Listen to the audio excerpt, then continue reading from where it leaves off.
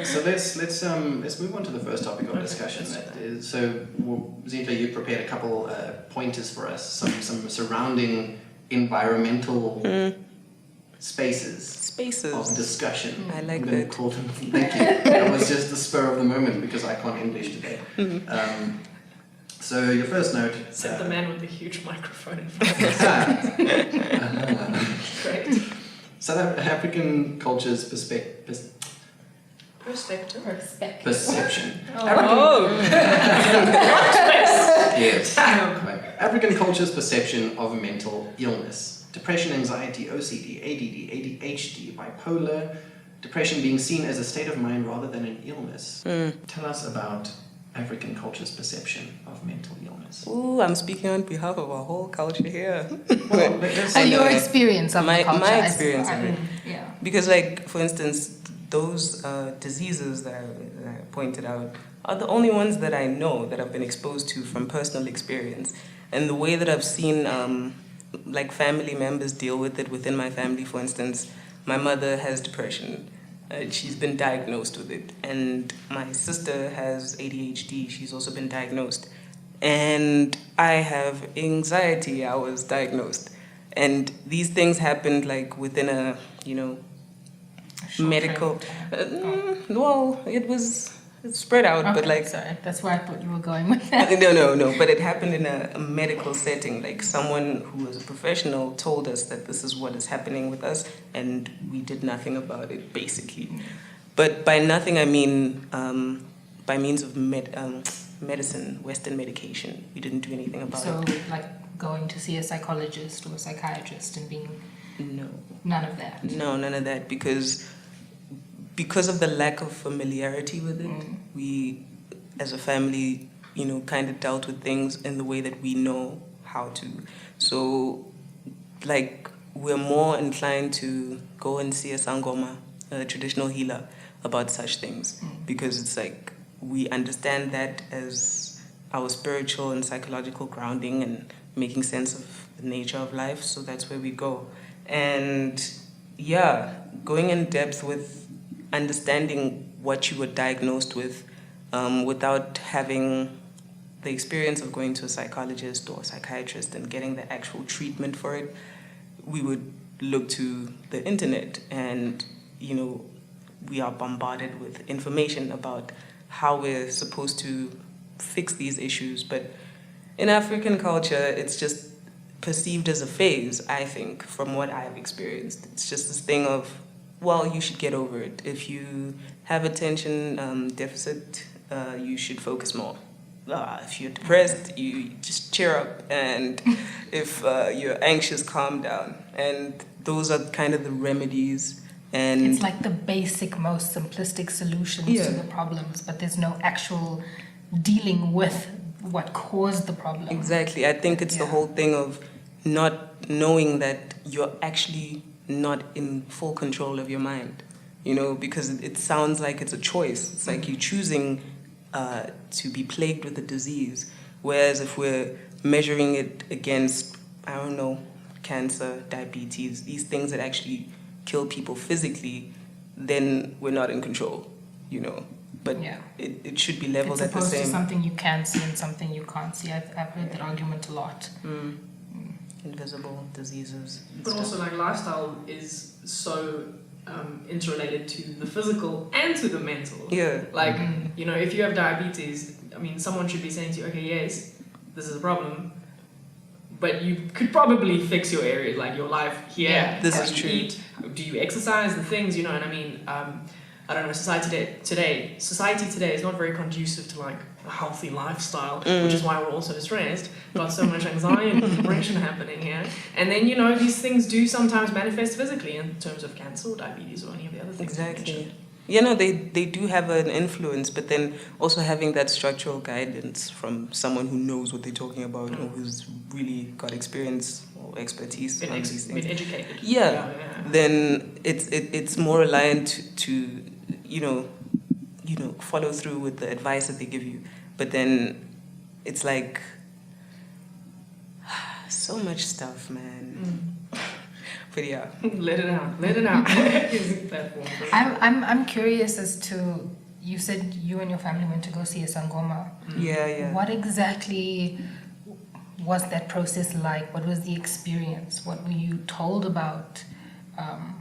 You know what? And is there a specific sangoma that you go to? There is. Like it's a like a family family, like our family doctor or family sangoma. Sure. And we've had the same guy since I was a kid. And we always go to him for all these problems, right? And obviously, in his perspective, it always comes down to the spiritual connection to what's happening and what our ancestors are saying about the things that are physically manifesting in our lives and mentally manifesting. So we would go to him and he would give us different types of medications or different types of, Muti. Yeah, muti medication. Okay. But like also like rituals to do Okay. to remedy this problem spiritually. Can you give examples? If you're able to, or if you feel comfortable. I'm kind of able to, kind of not. But Okay, like cool. I can give you an example. Like for instance, there could be a spirit in the house, for example, and I'm just taking it from when we moved in. So we had to do this ritual. I was still a kid. Where in one room in the house we all had to pasha, which is like acknowledging your ancestors and talking to them and being like, this is me, this is the family tree that I come from, so I'm calling all of them to come and listen to what I have to say and watch what I'm doing. And yeah, you basically do the things, can't really go into detail on that. And sometimes you'll have to ingest medication. Sometimes you'll have to bath in medication. Sometimes you'll have to drink like large amounts of water mixed with the medication. You'd have to like dab it onto your skin. Certain things that represent certain things. But obviously, you just have to trust your sangoma and hope that there's like a guarantee in the remedy. But there aren't studies showing that, there's no logical structure, there's no... it's not westernized. It's not It's westernized. not understood in the same way that Westerners understand That's what I'm trying to say. medicine. But have so you to found say. benefits from it? Honestly, I'm a skeptic. I'm a huge skeptic, and it's probably because I live in between the two worlds, where I come from a very spiritual family. My grandmother was a sangoma. My mother has the calling to be one. So there's that, and then there's the rural side of my family. There's the city side of my family. I live in the suburbs. I was exposed to Kasi life and suburban life. So I was exposed to all kinds of culture, and it leaves me in the middle trying to sort out which ones I believe. And with that, I think I'm a huge skeptic, but based on my experience, I could liken it to a placebo effect when I use these kinds of, I could, but it's just a choice on what to believe. And sometimes when I analyze the patterns of the events, I'm like, this stuff actually works. I believe in this stuff, So, yeah. I suppose it also just depends on the individual and their beliefs around it. This is So, true. Yeah, it works for you, but it might not work for somebody else. Exactly. Definitely. Also, Exactly. what we believe in, we give power to, and that has a Exactly. massive, like you said, placebo effect, but it feels like on Yeah. a whole other level. Man. Yeah. So it kind of kills your doubt if it really is working. You're seeing that, oh my gosh, I did this and then this was the outcome, so maybe it is working. But I mean, these mental health issues still live in certain members of my family, and it always links back to a spiritual thing, but it's never dealt with. Like I've tried and convince my parents, hey, let's go to a psychologist. Let's see if we can solve these mental issues that are here. And they just like, no, we don't want to pay for a psychologist. We want to talk to people that we don't know about our things. That's kind of the consensual thing. And I've seen it with other people in the same culture as me, experiencing the same thing of that stigma against, inviting Talking about people, your yeah, issues. talking Yeah. like the invitation into the mind is a scary place, especially for those who are really strongly tied to African culture, from my experience.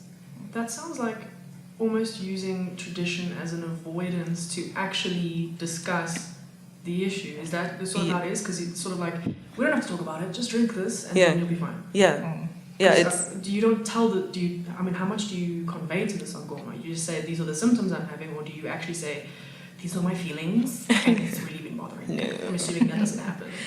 No, not really. I mean, I've seen a sangoma maybe 3 or 4 times in my life, so I can't be like, yeah, this is how it happens.